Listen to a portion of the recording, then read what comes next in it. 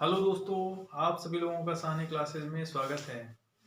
दोस्तों, आज की ये जो क्लास है दोस्तों बहुत ही खास होने वाली है और आपको मैं बता दूं कि साहनी क्लासेस की तरफ से आपको जो कि सीबीएसई बोर्ड के जो हमारे नए जो भी दोस्त हैं जो कि सीबीएसई बोर्ड 12th में एग्जाम को अभी अटेम्प्ट करने वाले हैं और आपको पता है दोस्तों आपके एग्जाम जो है फिक्स कर दी गई है सीबीएसई बोर्ड की तरफ से 4 मई को, है ना। और अभी से अगर हम लोग स्टार्ट करते हैं तो हमें कितने महीने लगेंगे क्लास को अपने कोर्स को कंप्लीट करने में। तो लगभग ये मान चलो दोस्तों कम से कम 3 महीने तो हैं पर्याप्त अपने पास। तो आपको मैं बता दूं दोस्तों कि सानी क्लासेस की तरफ से आपको 1 घंटे की क्लास डेली अकाउंट्स की मिलेगी, बाकी अदर सब्जेक्ट्स की भी मिलेगी। बट अभी हम जो है मेन टास्क हमारा क्या है, अकाउंट्स को कंप्लीट करा देना, ठीक है ना। तो चूंकि बहुत सारे मित्र ऐसे भी हैं जो कि हमें कमेंट भी आता है कि सर ये पढ़ा दो वो पढ़ा दो, ठीक है ना, व्हाट्सएप पे आता है। तो मैं आपको बताऊं दोस्तों, आज से आपको फ्री लेक्चर मिलेगी, फ्री वीडियो मिलेगी, बस हमें आपका साथ चाहिए। और आप लोग दोस्तों क्या करो कि ज़्यादा से ज़्यादा सब्सक्राइब करो, शेयर करो, लाइक करो, जिससे दोस्तों मेरा भी मोटिवेशन बढ़े, है ना। और आपको एकदम जेन्युइन कंटेंट मिलेगी। डीके गोयल की कंप्लीट सोल्यूशन आपको यहाँ पे मिलने वाला है दोस्तों, और डीके गोयल से ही मैं पढ़ाने वाला हूँ, ठीक है। तो आप कहे कहीं से भी पढ़ रहे होंगे, सीबीएसई बोर्ड से हैं, तो आपके लिए ये वीडियोस और लेक्चर दोस्तों इम्पोर्टेंट होने वाला है, ठीक है ना। तो चलिए दोस्तों हम लोग स्टार्ट करते हैं और उम्मीद करता हूँ दोस्तों आपको ये क्लासेस बहुत ही अच्छा लगेगा। अभी तो आज दोस्तों मैं बेसिक से स्टार्ट कर रहा हूँ, थ्योरी पढ़ाऊंगा, बाकी तो हमें जो है प्रैक्टिकल यानी न्यूमेरिकल क्वेश्चन भी करने हैं, है ना। आपका जो भी एक्सरसाइज का क्वेश्चन है वो भी मैं कराऊंगा जो इंपॉर्टेंट होंगे, क्योंकि बहुत सारे क्वेश्चंस आपके एक बुक्स में दे रखे हैं। तो हम लोग इंपॉर्टेंट वहां से लेंगे जो कि ज्यादा से ज्यादा मैक्सिमम प्रॉब्लम को कवर करता है, ठीक है। चलिए दोस्तों स्टार्ट करते हैं। ये है कंपनी अकाउंट, और यहाँ पर हम लोगों ने आज देखना है थ्योरेटिकल पार्ट देखना है, इसके बाद हम लोग न्यूमेरिकल पार्ट नेक्स्ट सेशन या नेक्स्ट वीडियो में देखूंगा, ठीक है ना। अभी मैं लाइव आया था बट थोड़ी सी नेटवर्क इशू थी, इस वजह से दोस्तों मैं ये वीडियो रिकॉर्डेड डाल रहा हूँ, ठीक है ना। तो नेटवर्क इशू प्रॉब्लम खत्म होने पर हम लोग फिर लाइव ज्वाइन करना स्टार्ट कर देंगे। तो दोस्तों जैसा कि आपको पता है कि मीनिंग ऑफ कंपनी, तो यहाँ मीनिंग ऑफ कंपनी की बात होती है। क्योंकि हम लोग कंपनी अकाउंट पढ़ने चल रहे हैं तो हमें पता होना चाहिए कि कंपनी क्या है ना। मीनिंग ऑफ कंपनी क्या है, तो इन सब चीजों को दोस्तों मैं बताने से पहले आपको ले चलता हूँ 11th के क्लास में जो फंडामेंटल आपने पढ़ा था, ठीक है दोस्तों। आपने पढ़ा होगा, मेरे पास यहाँ स्पेस थोड़ा सा दिख रहा है, मैं यही बता देता हूँ। आपने पढ़ा होगा दोस्तों टाइप्स ऑफ अकाउंट पढ़ा होगा, याद है। Types of account, types of account, कितने टाइप्स के अकाउंट्स होते हैं मित्रों दोस्तों। तो आपको पता है कि 3 टाइप के अकाउंट होते हैं। एक होता है पर्सनल, एक होता है नॉमिनल रियल, और एक होता है दोस्तों नॉमिनल अकाउंट होता है, ठीक है ना। एक होता है नॉमिनल अकाउंट। तो यहाँ जब बात करते हैं हम लोग पर्सनल में, तो आपने यहाँ क्या पढ़ा था कि पर्सनल में दोस्तों 3 टाइप के अकाउंट्स होते हैं, ठीक है। पर्सनल में 3 टाइप्स के अकाउंट्स आपने देखा था। कितने टाइप्स के पर्सन हैं दोस्तों, तो एक था आपका नेचुरल पर्सन, दूसरा था आर्टिफिशियल, तीसरा था रिप्रेजेंटेटिव पर्सन, जो कि हमारे पर्सन के कैटेगरी में आते हैं। यहाँ पे जो बात होती है आर्टिफिशियल की, तो आर्टिफिशियल उस पर्सन को कहते हैं जो फिजिकली एग्जिस्ट नहीं करता, ठीक है। क्यों? क्योंकि वो सिर्फ और सिर्फ दोस्तों बोला जाता है in the I of law उसको हम एक पर्सन मानते हैं, ठीक है ना। यानी कि कानून की निगाहों में उसे एक पर्सन मान लिया गया है, पर्सन की कैटेगरी में रख दिया गया है। क्योंकि एक पर्सन दोस्तों क्या होता है कि बाहरी पर्सन से वो कॉन्ट्रैक्ट कर सकता है, ठीक है। और कोई भी डिस्प्यूट होता है तो सू फाइल कर सकता है, लेकिन वो किस पर हो सकता है दोस्तों, वो सिर्फ और सिर्फ पर्सन पे हो सकता है। तो कंपनी भी या फिर कोई भी कंपनी है, ऑर्गेनाइजेशन है, उसको हम लोग इस कैटेगरी में रखते हैं आर्टिफिशियल में। तो अब स्पेशली मैं बात करता हूँ कि आर्टिफिशियल में कंपनी की बात क्या है। तो कंपनी अधिनियम जो है आपका, कंपनी एक्ट जो है वो क्या कहता है कि कंपनी एक्ट में सिर्फ ये बातें बताई गई हैं कि company means a company which are registered under the companies act 2013 और एनी एग्जिस्टिंग कंपनी, यानी कंपनीज एक्ट के थ्रू आपको क्या बताया गया है कि कंपनी क्या होती है, एक ऐसी कंपनी जो कंपनीज एक्ट के अंतर्गत पंजीकृत हो यानी रजिस्टर्ड हो, या फिर कोई भी एग्जिस्टिंग कंपनी हो। यानी एग्जिस्टिंग कंपनी का मतलब क्या कि जो किस कंपनीज एक्ट 2013 के पहले जो कंपनीज एक्ट थी उसके अंतर्गत जो पंजीकृत है और वो आज भी चल रही है, उसको हम लोग एग्जिस्टिंग कंपनी बोलते हैं, एग्जिस्टिंग कंपनी, ठीक है। तो ये हो गया, लेकिन यहाँ से कोई क्लियर मीनिंग नहीं निकल के आता है, क्लियर मीनिंग नहीं निकल के आता है, ठीक है ना। तो कोर्ट का डिसीजन आया है। कोर्ट का डिसीजन क्यों? क्योंकि बहुत सारे डिस्प्यूट आते हैं कंपनी की मीनिंग्स पर लेकर, तो कोर्ट का डिस्प्यूट, जो कोर्ट ने डिस्प्यूट को सॉल्व करते हुए कंपनी के डेफिनेशंस दिए हुए हैं, वो उस डेफिनेशन को हम लोग पढ़ते हैं अपने कंपनी अकाउंट के अंतर्गत। ठीक है, जैसे ये डेफिनेशन, कोर्ट का डेफिनेशन क्या है, कोर्ट ने डिफाइन किया है कि कंपनी क्या है। तो कोर्ट ने बताया था कि a company is an artificial person. Artificial person means क्या होता है कि आर्टिफिशियल हम किसको बोलते हैं, जो क्रिएट किया जाता है, यानी कि artificial person are created by process of law and can be put to end by process of law. यानी इसका हम लोग क्रिएशन कैसे करते हैं, एक प्रोसेस ऑफ लॉ के थ्रू क्रिएशन करते हैं, और इसका समापन भी करेंगे या एंड करेंगे तो बाय प्रोसेस ऑफ लॉ ही करते हैं, इसलिए इसको आर्टिफिशियल कहते हैं। तो company is an artificial person having separate legal entity, ठीक है, with common seal and perpetual succession. ये चार जो है बेसिक फीचर है कंपनी की, जो आपको बताता है कि कंपनी किसको कहते हैं। तो यहाँ पर देखो आर्टिफिशियल आप समझ गए होंगे क्या होता है। सेपरेट लीगल एंटिटी का मतलब क्या होता है, तो यहाँ पर इतना आप समझ लो, अभी ये एक कॉन्सेप्ट भी है। अगर आपने कंपनी अकाउंट्स आपने जब पढ़ा था 11th में, आपने अकाउंट्स पढ़ा था, तो वहां पे आपने पढ़ा होगा कॉन्सेप्ट्स, जहां पे आपको लीगल एंटिटी कॉन्सेप्ट बताए गए होंगे। ठीक है, ढेर सारे कॉन्सेप्ट बताए गए थे, गोइंग कॉन्सर्न बताया गया था, और आपको बताया गया होगा पीरियोडिसिटी, ठीक, कंजर्वेटिज्म कॉन्सेप्ट, बहुत सारे कॉन्सेप्ट्स आपको बताए गए थे। वहां पर आपने पढ़ा था सेपरेट एंटिटी कॉन्सेप्ट। तो वही चीज है यहाँ पे, सेपरेट लीगल एंटिटी। यानी लीगल एंटिटी का मतलब ये हो गया दोस्तों कि यहाँ पर कंपनी और कंपनी का जो मेंबर है ना, ओनर है, कंपनी और कंपनी के ओनर को सेपरेट मान लिया गया है। ठीक है, यानी जैसे मैं हूं और मैंने कोई कंपनी बनाई है, तो मैं जब भी कंपनी से कोई भी ट्रांजेक्शन करता हूं, दैट मीन्स कि मैंने सपोज करो मैंने कंपनी में इन्वेस्टमेंट किया, तो वो कंपनी के लिए क्या हो जाती है, लायबिलिटी होती है, और लायबिलिटी की वजह से ही हम लोग कैपिटल को लायबिलिटी साइड में शो करते हैं। ठीक है, वो कौन सा कॉन्सेप्ट अप्लीकेबल होता है, तो ड्यू टू एंटिटी कॉन्सेप्ट, जो भी इन्वेस्टमेंट किया जाता है ओनर्स के थ्रू, उसे क्या मान लिया जाता है, लायबिलिटी माना जाता है, उसे हम लोग लायबिलिटी साइड में एज कैपिटल को हम लोग वहां पे शो करते हैं, क्योंकि कंपनी अलग और ओनर अलग होता है। यानी जो मेरी कंपनी है वो अलग मानी जाएगी और मैं अलग माना जाऊंगा। ठीक है, और कोई भी ट्रांजेक्शन मैं कंपनी से करता हूं तो वो सेपरेट मान लिया जाता है। ठीक है, तो आपको इतना ही समझना है कि member of company and company both are separate person as per entity concept. ठीक है, बात करते हैं यहाँ पर कॉमन सील।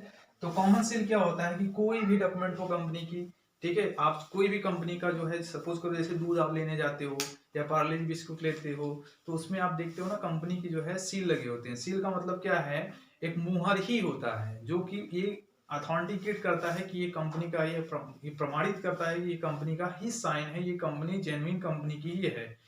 ठीक है ना, वो सिग्नेचर होता है। जैसे हमारी पहचान क्या होगी, मैंने अगर कहीं साइन कर दी है तो वो मेरे साइन को कोई जल्दी से कॉपी नहीं कर पाएगा, कुछ ना कुछ डिफरेंस जरूर होगा, वो जो मतलब ये वेरीफाई कर सकता है कि नहीं ये मेरा ही सिग्नेचर है। तो इसलिए कंपनी का जो भी है कोई भी डॉक्यूमेंट होता है वो कॉमन सील जिसको आप बोलते हो, वो एक तरीके का सिग्नेचर होता है, उस पर लग जाता है, मुहर जिसको बोलते हो लग जाता है, तो ये मान लिया जाता है नहीं इसी कंपनी का है। परपेचुअल सक्सेशन की बात की जाए तो परपेचुअल सक्सेशन क्या कहता है, तो ये यही कहता है the life of company is not affected by the life not affected the life of its member. That means कि हम बात करते हैं कि जो कंपनी होती है उसकी लाइफ जो है इसके मेंबर पर डिपेंड नहीं करती।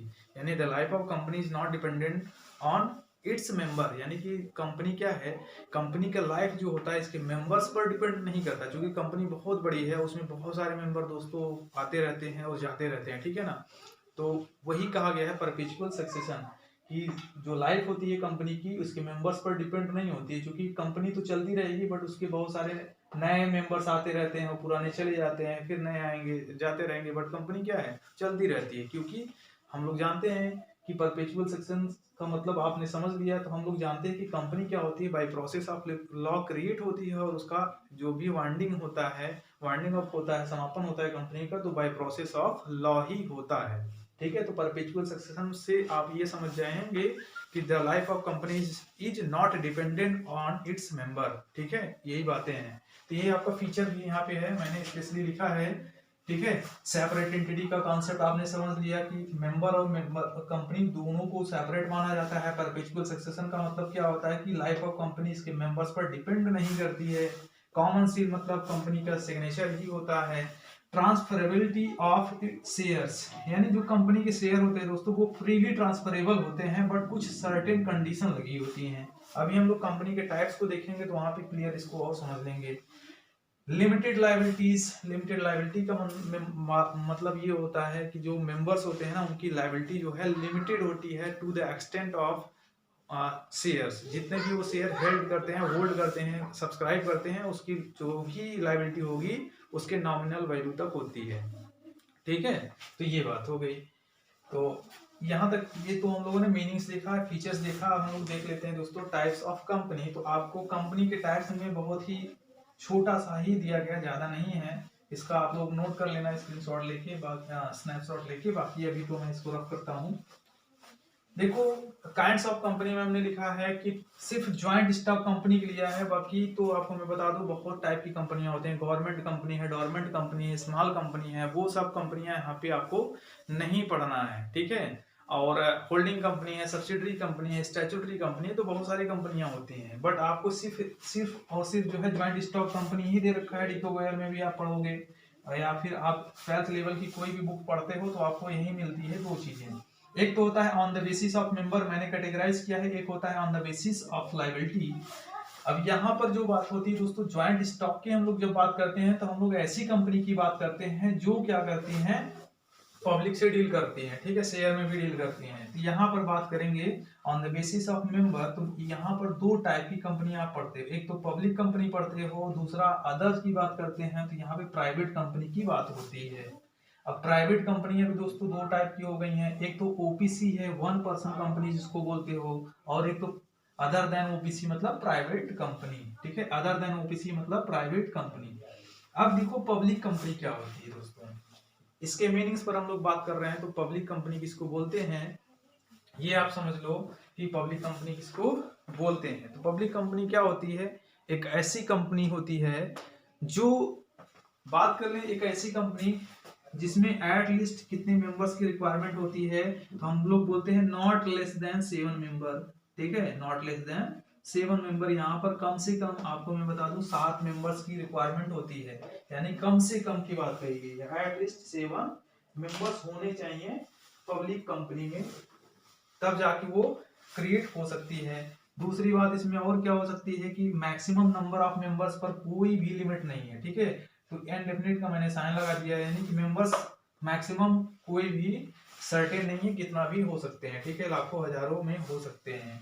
और मैं बात कर लूं तो ये जो कंपनी होती हैं ये पब्लिक को ऑफर करती हैं। पब्लिक को क्या करती हैं, ऑफर करती हैं। किस चीज के लिए, अपने शेयर और डिवेंचर को सब्सक्राइब करने के लिए। ठीक है ना, पब्लिक को ये क्या करती हैं, ऑफर करती हैं टू फॉर सब्सक्रिप्शन। हम कर दे रहे हैं फॉर सब्सक्रिप्शन, मतलब किस चीज की सब्सक्रिप्शन, शेयर की सब्सक्रिप्शन के लिए पब्लिक को ऑफर करती हैं। और क्या होता है, इसकी जो शेयर होते हैं ना पब्लिक कंपनी के, जो शेयर ये लोग इशू करते हैं, ये शेयर जो है दोस्तों फ्रीली ट्रांसफरेबल होता है। कैसा होता है, फ्रीली ट्रांसफरेबल होता है, ट्रांसफरेबल। ठीक है, तो ये आप ध्यान देना कि इसके शेयर को फ्रीली ट्रांसफरेबल है। सपोज करो जैसे मैंने पब्लिक कंपनी की शेयर ले रखी है, मैं नहीं चाहता कि अब मैं इस कंपनी का मेंबर रहूं, तो मैं इसे किसी भी पर्सन को ट्रांसफर कर सकता हूं। जो सर्टिफिकेट होता है ना, शेयर सर्टिफिकेट, मैं उसको हैंड ओवर कर दूंगा, तो तब से मैं मेंबर ना होकर किसी और का, वो जिसके पास सर्टिफिकेट रहेगा वो हो जाएगा। यानी फ्रीली है, कोई भी कंडीशन नहीं यहाँ पे, है ना। और क्या हो सकता है कि सब्सक्रिप्शन की बात तो हो ही गई है। और यहाँ पर एटलीस्ट मैं आपको बात कर दूं तो एटलीस्ट इसके पेड अप कैपिटल कितने होने चाहिए, मिनिमम कम से कम 5 लाख की होनी चाहिए।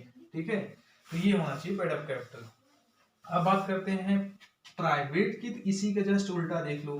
प्राइवेट कंपनी में एटलीस्ट नॉट लेस देन की बात कर दूं, एटलीस्ट 2 मेंबर्स आर रिक्वायर्ड। कितने मेंबर होने चाहिए, कम से कम 2 मेंबर होने चाहिए प्राइवेट कंपनी को बनाने के लिए। और यहाँ पर ध्यान देना है कि प्राइवेट कंपनी जो होती है ना, इसके ये जो है अपने शेयर्स को जो है पब्लिक को सब्सक्राइब करने के लिए ऑफर नहीं कर सकती, यानी ये इनवाइट नहीं कर सकती है पब्लिक को अपने शेयर को सब्सक्राइब करने के लिए, प्राइवेट कंपनी। ठीक है ना, तो ये आपको ध्यान रखना है। तो प्राइवेट कंपनी जो होती है ये इनवाइट नहीं करेगी, कैन नॉट इनवाइट या कैन नॉट ऑफर, ठीक है, कैन नॉट ऑफर्ड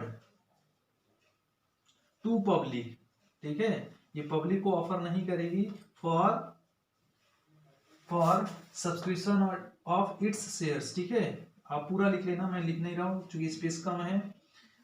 तो ये हो गया कि company can not offer to public for its subscription for shares, यानी शेयर के सब्सक्रिप्शन के लिए पब्लिक को ऑफर नहीं कर सकती, सिर्फ अपने मेंबर्स में ही क्या करती हैं, शेयर को इशू कर सकती हैं, और बाहरी पर्सन को ये इशू नहीं कर सकती। और यहाँ पर ये भी ध्यान देना है कि यहाँ पर जो शेयर होता है ना, इनका जो शेयर होता है वो फ्रीली ट्रांसफरेबल नहीं होता। मैंने क्या बताया कि पब्लिक कंपनी जो होती है उसके शेयर को हम लोग फ्रीली ट्रांसफर कर सकते हैं, कोई कंडीशन नहीं लगती है। लेकिन यहाँ पर जो प्राइवेट कंपनी है ना, इसमें अगर शेयर मैंने ले रखी है या मैं इस कंपनी का मेंबर हूं और मेरे पास शेयर है, मैं चाहता हूं ट्रांसफर कर दूं किसी और को, तो फ्रीली ट्रांसफर नहीं है, ट्रांसफरेबल नहीं है, बट ट्रांसफर किया जा सकता है, ठीक है। तो फ्रीली का मतलब आप ये समझ लो कि फ्रीली ट्रांसफरेबल नहीं है बट ट्रांसफर किया जा सकता है। ऐसा नहीं कि हम ट्रांसफर नहीं कर सकते।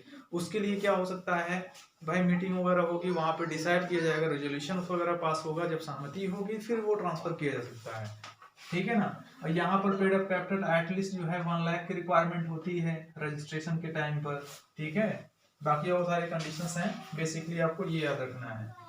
तो हाँ, कम से कम 2 मेंबर चाहिए होते हैं प्राइवेट कंपनी में कंपनी को बनाने के लिए, लेकिन मैक्सिमम कितने हो सकते हैं, तो 200 हो सकते हैं, 200 से ऊपर नहीं जा सकते। तो नॉट एक्सीडिंग 200 मेंबर, यानी in case of private company the member of private company can not exceed 200, यानी हम कह सकते हैं कि 200 से ज्यादा मेंबर कंपनी के, प्राइवेट कंपनी के मेंबर्स नहीं हो सकते।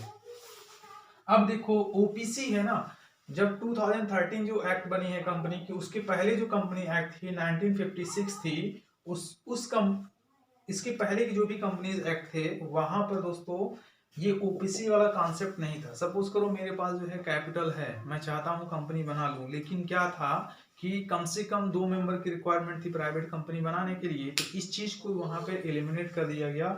अब क्या है, अगर मेरे पास कैपिटल है, मैं चाहता हूं अकेले एक कंपनी बनाने के लिए, तो मैं कंपनी बना सकता हूं। उस कॉन्सेप्ट में यहाँ पे आ गया ओपीसी कंपनी। तो ओपीसी में आपको ये ध्यान रखना है कि सिर्फ रेजिडेंट पर्सन वो पर्सन होता है जो हमारे प्रीवियस ईयर में एटलीस्ट इंडिया में 182 डेज रिसाइड किया हो, उसे हम लोग बोलते हैं रेजिडेंट। तो रेजिडेंट पर्सन जो होगा सिर्फ वही क्या कर सकता है, ओपीसी कंपनी का जो है फॉर्मेशन कर सकता है, ठीक है ना। तो ओपीसी 1 पर्सन कंपनी होती है, मतलब कि कंपनी का कॉन्सेप्ट आपने समझ लिया है क्या होता है, वो सारे फीचर्स इस पे भी एप्लीकेबल हो जाएंगे, यानी सेपरेट मान लिया जाएगा इसको भी इसके ओनर से, बट ये इसका खुद का अपना एग्जिस्टेंस हो जाएगा इन द आईएफ लॉ। और क्या होगा, यहाँ पर इसके टर्नओवर की बात होती है। जो ओपीसी कंपनी होती है उसकी एनुअल एवरेज टर्नओवर जो होता है वो एक्सीड नहीं करना चाहिए। कितना एक्सीड नहीं करना चाहिए, कम से कम अगर हम लोग बात करते हैं तो एनुअल टर्नओवर इसका दोस्तों एक्सीड नहीं करना चाहिए, कितना, 2 करोड़ की बात होती है, यानी 2 करोड़ से इसका एनुअल टर्नओवर 2 करोड़ के लिमिट को क्रॉस नहीं कर सकता। अगर क्रॉस कर लिया तो इसे प्राइवेट कंपनी में कन्वर्ट कराना पड़ेगा, ठीक है। लेकिन यहाँ पे ये भी है कि प्राइवेट कंपनी इसको जो है ये कन्वर्ट नहीं कर सकते हैं, कहाँ पे, पब्लिक या प्राइवेट कंपनी में, ठीक है ना। और क्या है कि यहाँ पर दोस्तों इसकी जो पेड अप कैपिटल होती है वो लिमिट यहाँ पे है कि can not exceed 50 lakh rupees, यानी 50 लाख से अधिक इसके पेड अप कैपिटल्स भी नहीं हो सकते, ठीक है। तो ये हो गए हमारे on the basis of members पर हमने कंपनी का टाइप समझ लिया, पब्लिक कंपनी, प्राइवेट कंपनी और ओपीसी कंपनी। अब हम लोग देखते हैं यहाँ पर जो है आपका on the basis of liability की बात कर ले, तो यहाँ पर है अनलिमिटेड कंपनी, ठीक है। अनलिमिटेड कंपनी का मतलब क्या है, कंपनी की देखो लायबिलिटी तो अनलिमिटेड होती है, बट यहाँ पे अभी जो बात कर रहे हैं ना, कंपनी जो है अनलिमिटेड, यहाँ पर ध्यान देना है कि जो मेंबर्स होते हैं ना, मेंबर्स जो कंपनी के मेंबर्स बनते हैं, शेयर होल्डर्स वगैरह, उनकी लायबिलिटी की बात करेगी। सपोज करो एक कंपनी है वो लॉस में सफर कर रही है, ठीक है। एक कंपनी है, सपोज करो हमने कंपनी का नाम ए रख दिया और ये लॉस में सफर कर रही है, बहुत सारा इसका लॉसेज में जा रहा है हर कुछ, ठीक है। और इसके जो भी एसेट्स हैं कंपनी के सारे एसेट को हम लोग क्या कर रहे हैं, सेल करने के बावजूद भी इसके लॉस को जो है मिटिगेट नहीं किया जा सकता, तो क्या होगा, जो इसके मेंबर्स होंगे ना, मेंबर्स की प्राइवेट जो एसेट होते हैं उसको भी यूटिलाइज कर लिया जाएगा इस लॉस को फुलफिल करने के लिए। ठीक है, इसीलिए इसको कहा गया है अनलिमिटेड कंपनी, यानी इसके मेंबर्स की जो लायबिलिटी होती है वो लिमिटेड नहीं होती। अब बात करते हैं दोस्तों यहाँ पर गारंटीड कंपनी। तो गारंटीड कंपनी का मतलब ये होता है जो एक ऐसी कंपनी होती है जिसके मेंबर्स की लायबिलिटी लिमिटेड होती है to the extent of guarantee, जितना वो गारंटी दे देगा। जो भी मेंबर है वो गारंटी देता है कि मैं इतने तक ही जो है क्या करूंगा, जब कंपनी लॉस में सफर करेगी तो वो गारंटी देगा कि मैं इतने रुपए तक ही क्या कर सकता हूँ, मैं कंट्रीब्यूट कर सकता हूँ, तो उसकी लायबिलिटी फिक्स हो जाएगी उसके गारंटी तक। यानी कंपनी जब लॉस में सफर होगी तो कंपनी क्या कर सकती है, उस मेंबर को उसके गारंटी तक के दिए गए जितना भी गारंटी दिया उतने तक अमाउंट तक वो रिकवर इस मेंबर से कर सकती है। अब बात करते हैं कंपनी लिमिटेड बाय शेयर जो होती है, कंपनी लिमिटेड बाय शेयर, यहाँ पर इस मेंबर की लायबिलिटी जो होती है ना, सपोज करो बहुत सारे मेंबर्स होते हैं, शेयर परचेज करते हैं, सब्सक्राइब करते हैं कंपनी की, तो उनकी जो लायबिलिटी होती है, जितने वो शेयर सब्सक्राइब करेगा कंपनी का, उसका जो नॉमिनल वैल्यू होता है यानी फेस वैल्यू जिसको बोलते हैं, एक शेयर का रेट जो होता है उस रेट तक ही उसकी लायबिलिटी लिमिट होती है, उसके ऊपर कंपनी उससे ज्यादा डिमांड नहीं कर सकती। यानी कहने का मतलब ये हो गया कि जितना शेयर वो होल्ड किया है उतना ही उसकी लायबिलिटी होती है, इसको बोलते हैं कंपनी लिमिटेड बाय शेयर। ये होती है कंपनी लिमिटेड बाय गारंटी और ये होती है अनलिमिटेड कंपनी। ठीक है, तो इतने टाइप्स की कंपनी है आपके बुक्स में, बाकी जो कंपनियां बहुत टाइप की होती हैं। ठीक है, अब हम लोग बात करते हैं दोस्तों यहाँ पर टाइप्स ऑफ शेयर की बात कर लेते हैं। ये टाइप्स ऑफ शेयर क्या होता है, यहाँ पर इसको समझने से पहले एक चीज और आप समझ लो कि मेमोरेंडम ऑफ कंपनी क्या होती है।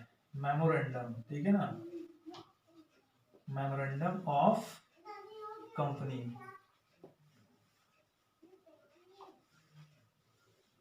मेमोरेंडम ऑफ कंपनी आप ये समझ लो कि legal deeds and document of the company होती है। ठीक है, क्या होता है, legal deeds and document of the company होती है। मैं बात ये भी कर सकता हूँ, इसको बहुत सारा नाम दिया जा सकता है मेमोरेंडम को। यानी मेमोरेंडम क्या होती है कि कंपनी की बैकबोन होती है। मेमोरेंडम क्या होती है, कंपनी का चार्टर होता है। मेमोरेंडम क्या होती है, कंपनी का हम बोल सकते हैं पावर होता है। ठीक है ना, तो कई सारा नाम इसको सिनोनिम्स में यूज किया जा सकता है किसके लिए, मेमोरेंडम के लिए। तो हम लोग क्या बोलते हैं कि memorandum means the legal deeds and document of the company which are prepared, जो कि तैयार किया जाता है बिफोर रजिस्ट्रेशन ऑफ कंपनी। यानी ये कंपलसरी रूप से कंपनियों को बनाना ही पड़ता है, बिना इसके कंपनी का रजिस्ट्रेशन संभव ही नहीं है। ठीक है, तो यहाँ पर क्या होता है दोस्तों, 5 क्लासेज होते हैं। एक तो होता है नेम क्लास। ठीक है, नेम क्लास जो कि आपकी बुक्स में तो नहीं है बट आपको जानना बहुत जरूरी है, इस चीज को आपको जानना चाहिए कि ये क्या है, क्योंकि अथॉराइज कैपिटल वगैरह जो होती है इसी में मेंशन होता है। नेम क्लास के बाद क्या होता है हमारा, यहाँ पर रजिस्टर ऑफिस क्लास आ जाएगी, नेम क्लास आएगा, रजिस्टर ऑफिस क्लास है ना, ऑब्जेक्ट क्लास है, और ये क्या है, लायबिलिटी क्लास है। ठीक है, लायबिलिटी क्लॉज, और क्या होता है, कैपिटल क्लॉज होता है। ठीक है, ये होगा। तो नेम क्लॉज में क्या होता है, जो कंपनी का नाम होता है यहाँ पर मेंशन किया जाता है। रजिस्टर्ड ऑफिस क्लास जो होती है, कंपनी किस स्टेट में सिचुएटेड है ना, उस स्टेट का नाम मेंशन होता है इसके डॉक्यूमेंट में। ठीक है, जब कंपनी कोई भी आपने कंपनी बनाया उसका रजिस्ट्रेशन आप जब कराने जाते हो तो ये जो डॉक्यूमेंट है ये कंपलसरी है, इसको बनवाना ही पड़ता है, तो वहां पर ये होगा। इसके बाद ऑब्जेक्ट की बात करते हैं, तो ऑब्जेक्ट कंपनी किस ऑब्जेक्ट की वजह से जो है क्रिएट किया जा रहा है, कंपनी क्या काम करने के लिए जो है उसका क्रिएशन हो रहा है, उसका ऑब्जेक्ट फिक्स किया जाता है। तो ऑब्जेक्ट में 2 ऑब्जेक्ट मिलेगा आपको, एक मेन ऑब्जेक्ट मिलेगा और एक होता है सेकेंडरी या एंसिलरी बोलते हैं इसको, एंसिलरी। ठीक है, ये हमने लिख दिया एंसिलरी मतलब सेकेंडरी ऑब्जेक्ट। तो मेन ऑब्जेक्ट में क्या होता है कि कंपनी का जो मेन टास्क है या कौन सा लीडिंग उसका जो है एक्टिविटी होगा वो आपको जो है मेन इसमें रहता है, main clause, main object clause में। एंसिलरी में ये होता है कि इस मेन ऑब्जेक्ट को जो है अचीव करने के लिए दूसरा कोई भी एक्टिविटी करना होता है कंपनी को, तो वो यहाँ पर मेंशन होता है। अब आप ये भी ध्यान दो कि कंपनी के इस डॉक्यूमेंट में मेन ऑब्जेक्ट में या फिर एंसिलरी ऑब्जेक्ट में जो भी चीजें लिखी गई हैं उसके बाहर कंपनी काम नहीं कर सकती है, इसीलिए कहा गया है कि ये पावर ऑफ द कंपनी है। यानी कि कंपनी का एक क्राइटेरिया फिक्स है, जो काम इसमें लिखा गया उसके बाहर वो कंपनी काम कर ही नहीं सकती। ठीक है ना। जैसे हमने कहा, मान लो मेन कंपनी है, ये चाहती है, सपोज करो ये एक कंपनी है, ये चाहती है सीमेंट बनाना। क्या बनाना चाहती है? सीमेंट। तो सीमेंट, इसका मेन ऑब्जेक्ट होगा क्या? सीमेंट का प्रोडक्शन करना।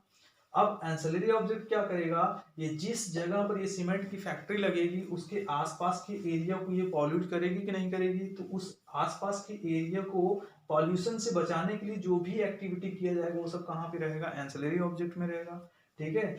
तो ये सारी चीजें होती हैं, तो कंपनी वही काम कर सकती है जो इसमें मेंशन होता है। लायबिलिटी की बात ये होती है कि कुछ लोगों की लायबिलिटीज फिक्स होती है।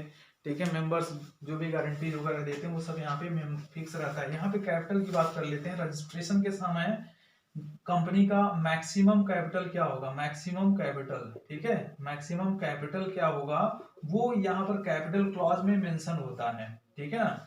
तो यहाँ पे मैक्सिमम कैपिटल को ही हम लोग क्या बोल देते हैं? ऑथराइज कैपिटल या रजिस्टर्ड कैपिटल या फिर नॉमिनल कैपिटल बोलते हैं। ठीक है। इसलिए मैंने ये बता दिया, तो आपको ये याद होना चाहिए। इसके बाद एक नाम और आप देखते होंगे, बार बार आपको मिलता होगा, इसको बोलते हैं आर्टिकल। क्या बोलते हैं इसको? आर्टिकल्स ऑफ एसोसिएशन बोलते हैं। क्या बोलते हैं इसको? Article of association.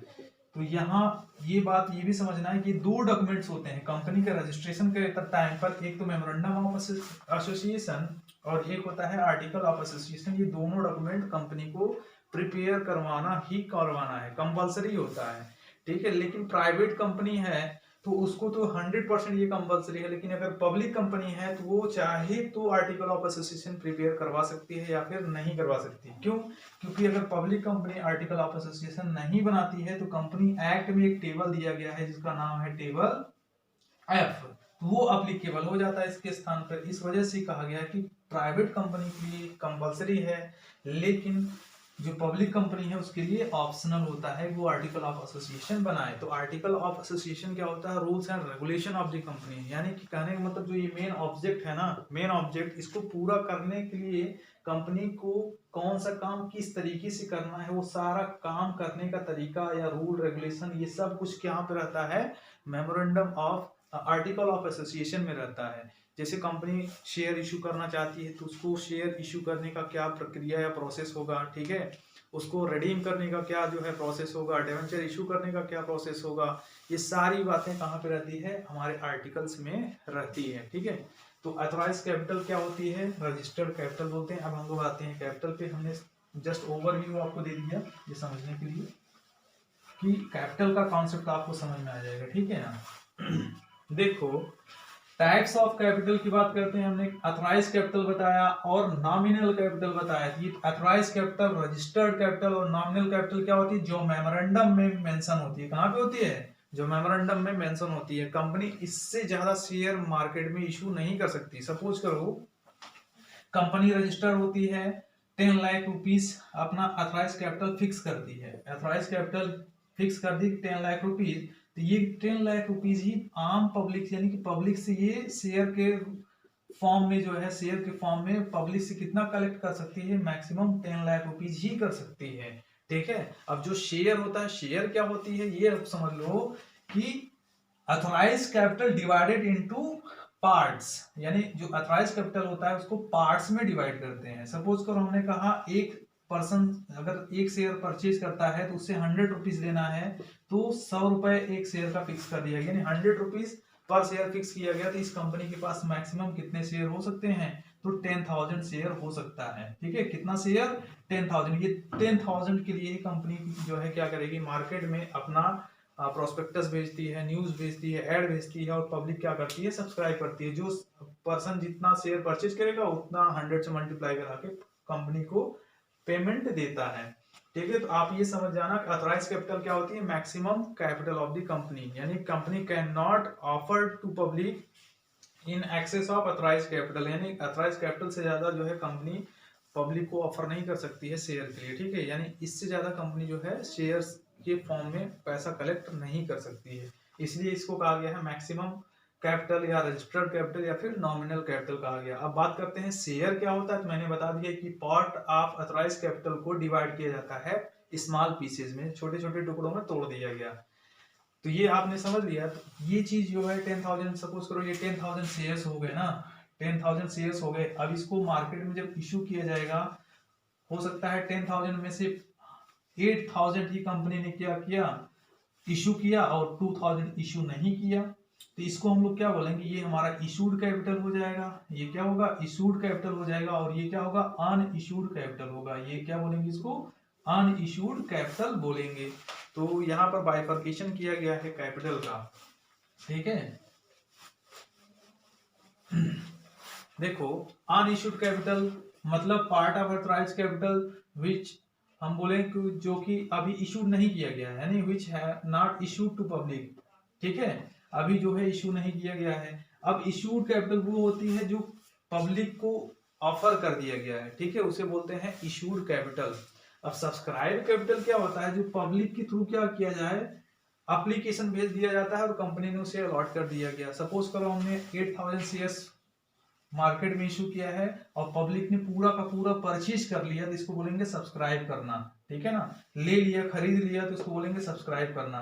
हो सकता है कि पूरा ना सब्सक्राइब करा के हमारे पास पब्लिक से जो है एप्लीकेशन जो आया है, मात्र 7,000 एप्लीकेशन के लिए ही, शेयर के लिए ही एप्लीकेशन आया, तो ये सब्सक्राइब हो जाएगा। 1,000 जो है वो अनसब्सक्राइब हो जाएगा। इसको क्या बोलेंगे, अनसब्सक्राइब। अब जितना भी वर्क हमें प्रैक्टिकली करना है, थ्योरेटिकल के अलावा जो न्यूमेरिकल में हम लोग सॉल्व करते हैं इशू ऑफ शेयर्स के लिए, जो जनरल एंट्रीज वगैरह पढ़ते हैं, तो हमें इस पर वर्क करना पड़ेगा, ठीक है ना। तो जो सब्सक्राइब कर लिया गया है शेयर, उसमें कंपनी क्या करती है, सपोज करो मैंने जो एग्जांपल दिया था 100 रुपीज का एक शेयर है, तो ये 100 रुपीज को पार्ट में कंपनी कॉल करती है पब्लिक से पेमेंट करने के लिए। कुछ पार्ट तो एप्लीकेशन पर डिमांड कर लिया जाता है, कुछ तो जब शेयर अलॉट किया जाता है तब डिमांड किया जाता है, कुछ जो है कॉल्स पे किया जाता है। तो फर्स्ट कॉल, सेकंड कॉल, इस तरीके से पार्ट पार्ट में कंपनियां क्या करती हैं, शेयर होल्डर से पैसे कलेक्ट करती हैं। तो यहाँ पर कॉल्ड अप कैपिटल मतलब 100 में कितने कॉल किए गए वो कॉल्ड अप कैपिटल हो गई, ठीक है। जैसे हमने कहा एप्लीकेशन मांग लिया, अलॉटमेंट मांग लिया और कॉल्स मांग लिया। हमने कहा एप्लीकेशन पर कंपनी ने 20 रुपीज मांग लिया, अलॉटमेंट पर 30 मांग लिया, कॉल कर लिया है। और इसके बाद फर्स्ट कॉल पे कंपनी ने 10 रुपीज कॉल किया, रिमेनिंग बोलेगा फाइनल कॉल पे किया। तो ये कॉल होती है, कॉल्ड अप कितना कॉल किया गया कंपनी ने। हो सकता है कंपनी सिर्फ 80 रुपीज ही कॉल करे और 20 रुपीज कॉल ही ना करे। जो कॉल नहीं करती इसको हम लोग क्या बोलते हैं, अनकॉल्ड अप बोलते हैं। और इसको एक नाम से और जानते हैं, इसको बोलते हैं रिजर्व कैपिटल।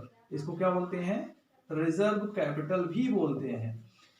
अब ध्यान देना है कि रिजर्व कैपिटल और कैपिटल रिजर्व में डिफरेंट है, डिफरेंस है दोनों में। देखो, एक तो होता है कैपिटल रिजर्व और एक होता है हमारा ये रिजर्व कैपिटल, ठीक है ना, रिजर्व कैपिटल।